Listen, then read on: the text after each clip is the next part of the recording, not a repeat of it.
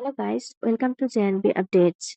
तो आज हम बात करने वाले हैं नीट में एमबीबीएस बीडीएस काउंसलिंग में जो भी आपका डॉक्यूमेंट्स रिक्वायर्ड है उसके बारे में। वीडियो को शुरू करने से पहले प्लीज चैनल को सब्सक्राइब करना मत भूलिएगा और लाइक बटन पर क्लिक करना भी। तो आइए इस वीडियो को शुरू करते हैं। तो जैसे कि आप लोग जानते हैं कि नीट का रिजल्ट्स 2025 का इस बार 14 जून को आ गया है।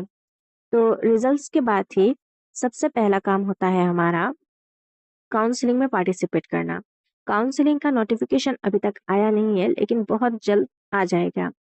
तो काउंसलिंग के नोटिफिकेशन आने से पहले जो लोग सोच रहे हैं कि काउंसलिंग में पार्टिसिपेट करेंगे, उन लोगों को ये डॉक्यूमेंट्स रेडी रखना बहुत ज़रूरी है। तो चलिए आइए डॉक्यूमेंट्स के बारे में बात करते हैं।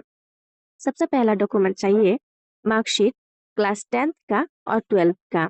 आपने जिस भी बोर्ड से क्लास 10th और 12th किया है उसका मार्कशीट का ओरिजिनल कॉपी और जेरोक्स कॉपी बहुत इंपॉर्टेंट है। आप इसका कलर जेरोक्स कॉपी भी करके रखिएगा। फिर आते हैं बात पास सर्टिफिकेट की। अपने 10th 12th में जिस भी बोर्ड से, चाहे वो स्टेट बोर्ड हो, सीबीएसई हो, आईसीएसई हो या कोई भी अलग बोर्ड हो, तो उसका जो भी पास सर्टिफिकेट होगा वो भी आपको रिक्वायर्ड होगा काउंसलिंग के टाइम पे। उसके बाद आते हैं नीट के एडमिट कार्ड के बारे में।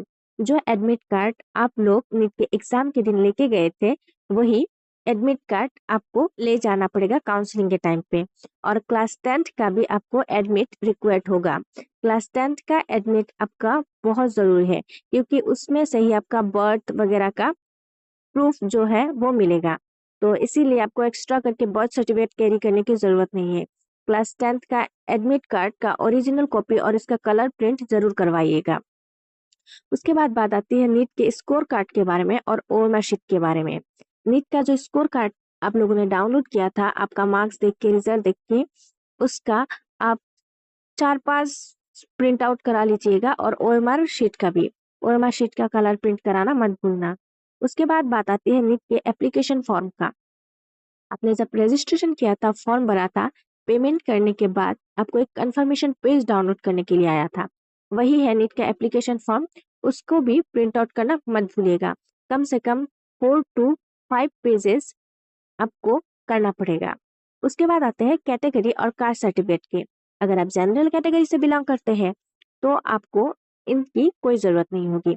अगर आप OBC, NCL, SC, ST hills, ST plain, EWS या टीजीएल या कोई भी अदर कोटा या कैटेगरी से बिलोंग करते हैं, तो उसका कैटेगरी और कास्ट सर्टिफिकेट का ओरिजिनल कॉपी के साथ साथ 2-3 आप कलर प्रिंट भी जरूर रखिएगा। उसके बाद बात आती है पीआरसी डोमिसाइल सर्टिफिकेट की। जैसे कि आप लोग जानते हैं, काउंसलिंग में जितना भी सीट होती है स्टेट के, उसमें से 15% सीट एआईक्यू ऑल इंडिया काउंसलिंग में जाता है और बाकी 85% सीट स्टेट कोटा के लिए रिजर्व होता है। स्टेट कोटा का हर स्टेट में अलग अलग रूल्स होते हैं। तो 85% स्टेट कोटा क्लेम करने के लिए आपको डोमिसाइल सर्टिफिकेट रहना चाहिए।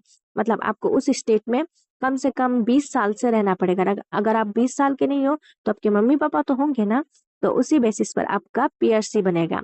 तो अगर पीआरसी नहीं बनाए हो तो जल्दी बना लीजिएगा, क्योंकि इसके बिना आपको स्टेट कोटा के जरिए सीट नहीं मिलेगा। उसके बाद आता है स्टेट मेरिट लिस्ट।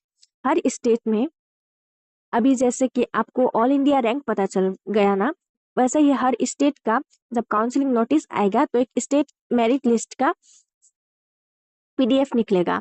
उसमें आपको पता चल जाएगा कि आपकी स्टेट में आपका रैंक कितना है। तो उसका भी एक पेज जहाँ पे आपका नाम और रैंक मेंशन हो, वो पेज आप जरूर प्रिंट करा लीजिएगा। उसके बाद आता है आपका आईडी प्रूफ। आईडी प्रूफ के लिए आप Aadhaar, pan card, voter ID, driving licence, इसमें से कोई भी यूज कर सकते हैं। याद रखिएगा ये ओरिजिनल कॉपी भी चाहिए और साथ साथ में एक कलर जेरोक्स एक्स्ट्रा 2-3 कॉपीज करवा लीजिएगा। उसके बाद आता है आपका पासपोर्ट साइज फोटोग्राफी की। जो फोटो आपने नीट के फॉर्म में डाला था, नीट में जो फोटो यूज किया था वही सेम फोटो चाहिए। आप इसका 15 से 20 कॉपी जरूर करवा लीजिएगा, क्योंकि बहुत जरूरत होती है इसकी। और वही फोटो चाहिए जो आपको नीट में। उसके बाद आता है जो एक बहुत ही इंपॉर्टेंट चीज है, वो होता है नेसेसरी एनेक्जर्स। एनेक्जर्स मतलब आपका पीआरसी का एक एनेक्जर्स होगा, आप जिस कैटेगरी से बिलोंग करते हो उसका एनेक्जर्स होगा। हर चीज के लिए अलग अलग एनेक्जर्स होगा। अगर आपको एनेक्जर्स का लिंक चाहिए तो मैं अपने टेलीग्राम चैनल का लिंक इस वीडियो के डिस्क्रिप्शन में शेयर कर दूंगी, उसमें से मिल जाएगा। आप मेरा टेलीग्राम ज्वाइन करना मत भूलिएगा। तो नेसेसरी एनेक्जर्स का आपको ओरिजिनल कॉपी लेना पड़ेगा। उस एनेक्जर्स में आपको जिस जिस चीजों की साइन चाहिए होती है, कुछ मतलब इम्पोर्टेंट साइन चाहिए होती है कि आप उसी से बिलोंग करते हो या नहीं। जैसे कि पीआरसी के लिए भी आपको एक एनेक्जर्स बनाना पड़ेगा।